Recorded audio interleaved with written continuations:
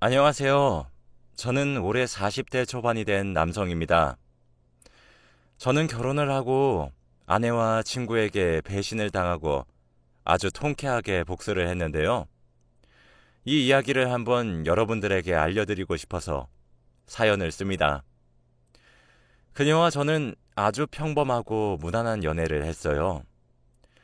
다들 연애하시는 것처럼 서로에게 노력하고 믿음을 주면서 평범하게 연애를 했는데 무려 7년이나 했죠. 어릴 때부터 만나서 서로에 대해 너무 잘 알고 있었고, 커갈수록 그 사람이 없으면 안 되겠다는 생각이 너무 많이 들더라고요. 그녀가 제 인생의 너무나도 큰 부분을 차지하고 있다 보니 결혼은 서로 자연스럽게 결정하게 된 것 같아요. 이 사람이 아니면 다른 사람을 만나서 다시 처음부터 시작할 자신도 없었거든요. 양가 부모님들도 저희가 오래 만난 걸 아시니까 결혼 허락받는 건 쉬웠기에 빠르게 결혼식을 진행했습니다. 저희가 오래 만나서 아내의 친구, 제 친구들은 다 알아요. 아내 친구도 저에게 오래전부터 형부 거리면서 친했고, 제 친구들도 저희 아내에게 재수씨 거리면서 친하게 지냈거든요. 여행도 여러 번 같이 갔었고, 전화도 자주 해서 많이 친합니다. 그래서 가끔씩 농담으로도 제 친구들과 아내가 무인도에 갇혀도 난 괜찮다고 말할 정도로 많이 믿고 의지하는 친구들이었죠. 제 친구들은 아직 결혼을 안 했는데 아내는 얼른 이 지긋지긋한 남정네들이랑 그만 여행 다니고 부부 동반 여행을 가고 싶다고 장난도 칩니다. 아무튼 저와 아내는 평범한 연애를 끝으로 결혼을 하고 드디어 같이 살게 되었어요. 오래 만났는데 신기하게도 연애랑 결혼의 느낌은 완전히 다르더라고요. 결혼을 하니까 훨씬 안정적이고 기분도 좋은 거 있죠? 이 사람과 정말로 한 가족이 됐다는 생각에 왠지 모르게 기분이 좋아졌고 얼른 저와 아내를 닮은 귀여운 아기도 낳고 싶다는 생각이 들었습니다. 그치만 아직 신혼이었고 저희 둘이서 시간을 보내는 게 더 좋았기 때문에 아직은 아기 계획이 없었어요. 아내도 조금 더 신혼 생활을 즐기고 아이를 낳자고 했고요. 저는 평범한 회사를 다니고 있었고 아내는 집에서 일을 하는 프리랜서입니다. 아내는 글을 쓰는 작가인데 다른 사무실은 없고 아직 신생 작가라 집에서 혼자 노트북을 두드리고 있죠. 아내는 원래 직장 생활을 하다가 작가 일을 하고 싶어서 일을 그만두고 작가를 하고 있는데 처음엔 전 극구 반대했어요. 솔직히 작가라는 직업이 많이 대중화되어 있지 않았고 수입도 그렇게 많은 편이 아니라 힘들 것 같았는데 아내는 고집이 워낙 세서 하고 싶은 건 꼭 해야 직성이 풀립니다. 그래서 주위 사람들의 반대에도 무릅쓰고 작가가 되었죠. 지금은 작가인 아내가 너무 좋아요. 회사 다닐 때는 회사 가기 싫다고 찡찡댔는데 지금은 자기가 좋아하는 일을 해서 너무 행복하다고 하네요. 아내가 기분 좋은 걸 보니까 저도 힘이 나고 일을 더 열심히 해야겠더라고요. 그런데 제가 맡은 일이 출장이 잦습니다. 자주 지방으로 가서 일을 하다가 많으면 5일 정도 외박을 한 뒤에 집으로 가거든요. 최대한 신혼 기간에는 출장을 많이 안 잡으려고 했는데 꼭 출장을 가고 싶지 않을 때 출장이 많이 잡히더라고요. 연애 때는 그래도 같이 살지 않으니까 제가 출장을 가 있을 동안에 아내는 친구들도 만나고 일도 하면서 자기만의 시간을 가졌지만 결혼을 하니 같이 살잖아요. 그러면 하루 종일 집에 혼자 있어야 하는 아내가 걱정되었습니다. 그치만 아내는 괜찮다며 혼자 있는 거 적응됐다며 잘 다녀오라고 해주더라고요. 저는 출장 가서도 밤마다 아내에게 영상통화를 걸면서 이야기를 나누고 싶었지만 아내는 전화를 잘 받지 않았습니다. 그래도 나중에는 다 문자나 전화가 와서 잠들었다고 말해주며 저를 안심시켜 줬어요. 출장을 갔다가 집으로 가는 엘리베이터를 탔고 옆집 아주머니와 우연히 만났는데 아주머니가 아이고 그때 그 총각 잘생겼던디? 어쩜 그렇게 남매끼리 사이가 좋아? 우리 딸이랑 아들은 아주 치고받고 난리여. 라고 하는 겁니다. 네? 총각이라니. 아니, 그 와이프 동생 말이여. 얼마 전에 그쪽 와이프 남동생이라면서 엘리베이터에서 만났는디? 그때 팔짱 끼고 있길래 남매 사이가 좋구나 했지. 옆집 아주머니의 말은 정말 충격적이었어요. 왜냐면 아내는 외동딸이거든요. 아내 주위에 사촌 오빠도 없고 팔짱을 끼고 다닐 만한 남자가 없습니다. 저는 오랫동안 만난 아내에게 이런 사생활이 있을 줄 몰랐어요. 아주머니는 제 표정이 점점 굳어지는 걸 보시고는 잘못 말했다 싶었는지 아, 내가 잘못 봤나? 라고 하시더라고요. 저는 그때부터 아내를 의심했습니다. 집으로 갔는데 아내는 보고 싶었다며 저에게 달려왔고 저는 그런 아내에게 왠지 모르게 거리감이 느껴지더라고요. 아내에게 솔직하게 누구랑 팔짱 꼈냐고 물어보고 싶었지만 정말로 내가 믿고 있던 아내가 바람이라도 났으면 어쩌나 싶어 무서워서 아무 말도 하지 못했어요. 집으로 가니까 낯선 사람의 흔적은 전혀 느껴지지 않았고 정말로 그 아주머니가 잘못 보신 건가 싶었는데 화장실로 가니까 일회용 면도기랑 다른 칫솔이 있더라고요. 저는 아내를 불러서 이게 뭐냐고 담담하게 물어봤습니다. 그런데 아내는 당황하지 않고 아, 여보 없을 때 내 친구들 왔다 갔어. 내 친구 중에서 머리 짧은 친구 알지? 걔가 구렛나루 자른다더니 저거 들고 왔다가 놔두고 갔어. 아내의 친구 중에서 머리가 남자들보다 짧은 여자가 한 명 있는데 굳이 구렛나루를 자른다고 저걸 들고 다니나요? 솔직히 이해는 되지 않았지만 이해하려고 노력했습니다. 솔직히 그때는 아내가 그렇게 말하니까 아주머니가 말씀하신 팔짱 끼고 있던 잘생긴 남자가 아내의 친구가 아닐까 싶었어요. 아주머니는 아내의 친구를 머리가 짧아서 남자라고 오해한 거고요. 제발 아주머니가 잘못 본 거라고 합리화하고 싶었던 것 같네요. 아무튼 그때까지 저는 절대 아내가 바람을 피우지 않을 거라고 생각하려고 했습니다. 아내는 워낙 바람이나 불륜 같은 이야기들을 싫어하는 사람이기도 하고 바람 피우는 사람들에게 손가락질을 하면서 화를 내거든요. 요즘 TV 프로그램을 보면 이런 주제인 영상들이 몇 개씩 나오잖아요. 그러면 아내는 혀를 차면서 어떻게 저럴 수 있냐고 바람 피우는 것들은 천벌 받아야 한다고 말을 합니다. 그렇게 말하는 사람이 바람을 피우는 건 말도 안 되죠.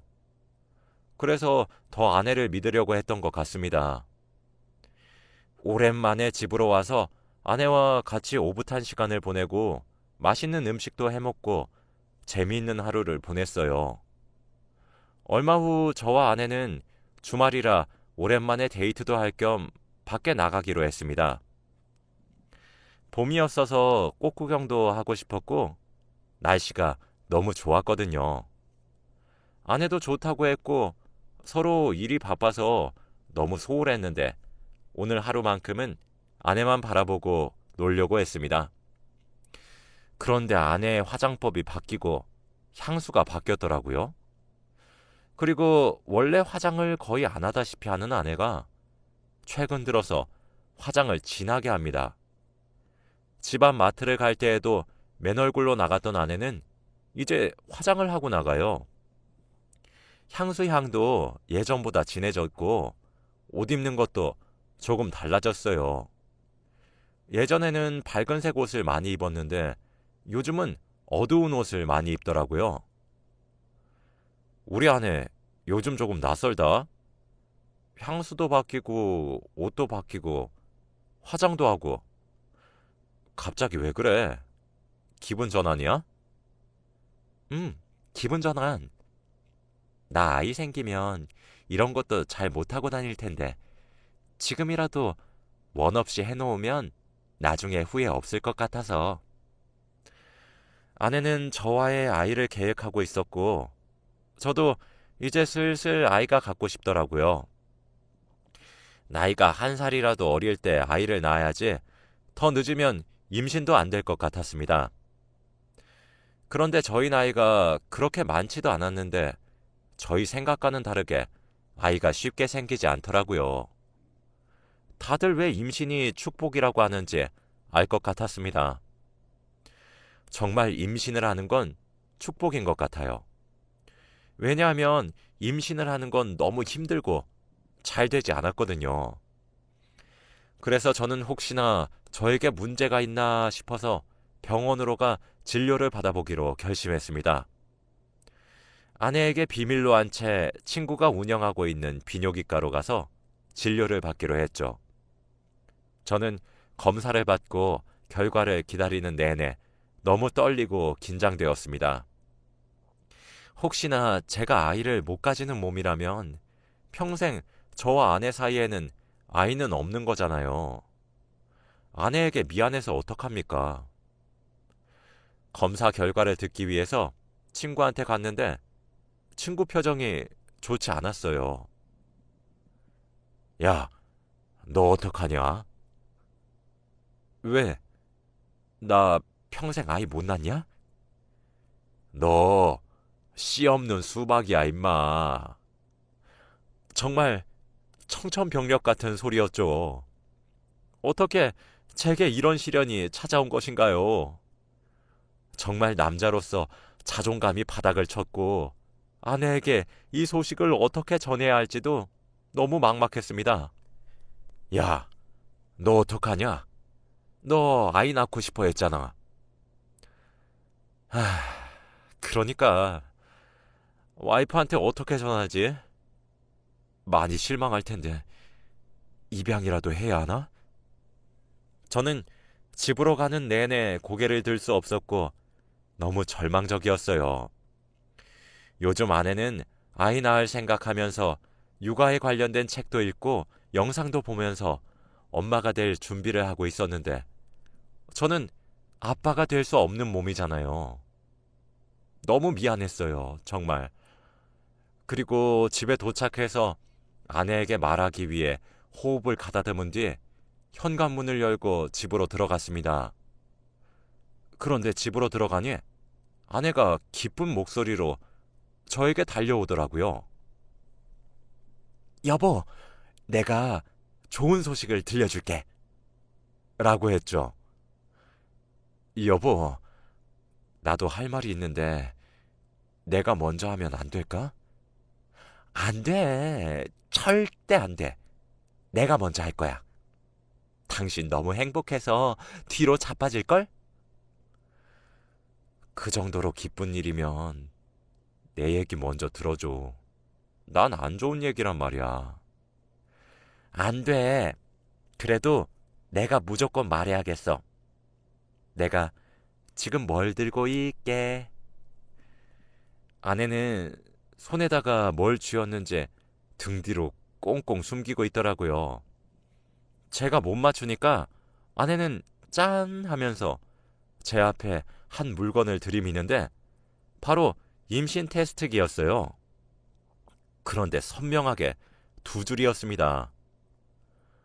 아니, 이게 어떻게 된 건가요? 방금까지 저는 아이를 가질 수 없는 몸이라고 검사 결과를 들었는데 아내가 임신을 했다니요. 이건 솔직히 말이 안 되잖아요. 아내는 여보 대박이지. 우리 드디어 임신이야, 임신. 아기가 생겼다고. 아니, 이게 어떻게... 아무것도 모르는 아내는 기뻐하느라 정신이 없었고, 저는 아내의 불륜이 정말 현실이 되었다는 것이 제가 이세를 만드는 게 불가능하다는 소식보다 더 절망적이었어요. 그제서야 아내는 저에게 여보가 말하려던 건 뭐야? 슬픈 소식이라며 라고 말했고, 저는 차마 아내에게 말할 수 없어서 아니야 라고 한 뒤 방으로 들어갔습니다. 아내는 예상과 다르게 제가 임신 소식에 대한 반응이 좋지 않자 실망했더라고요. 저는 아내 앞에서 연기를 할 힘조차 나지 않았고 곰곰이 방으로 들어가서 생각의 시간을 가졌습니다. 저는 이세를 만드는 게 불가능한 몸이라 아내는 제 아이를 임신할 수 없는데 아내가 임신한 건 바로 불륜이라는 증거잖아요. 정말 어떻게 이럴 수 있나요?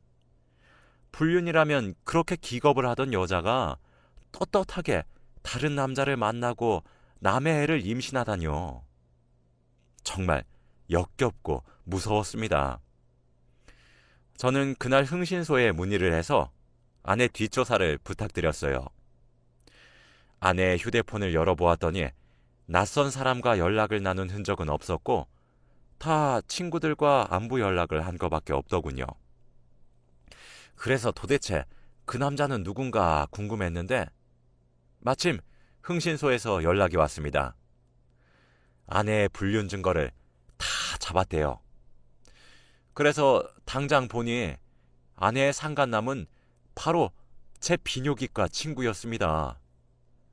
저에게 충격적인 사실을 선고했던 친구와 함께 여행도 가고 놀러 다니면서 연애를 하더라고요. 그런데 아직은 그 친구는 아내가 임신한 사실을 모르나 봐요. 그 친구는 제가 아이를 못 가지는 몸인 걸 아니까 아내가 임신을 했다고 하면 당연히 불륜 사실이 들통나잖아요. 정말 화가 머리끝까지 솟았습니다. 어떻게 저에게 핏줄과도 같던 친구와 아내가 저렇게 쌍으로 저를 배신할 수 있나요? 그래서 저는 그들에게 복수를 하기로 결심했습니다.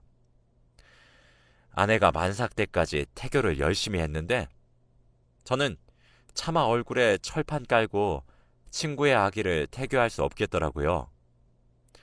아내는 서운해하면서 왜 이렇게 자식한테 관심이 없냐고 했지만 저는 도저히 할 수 없었습니다.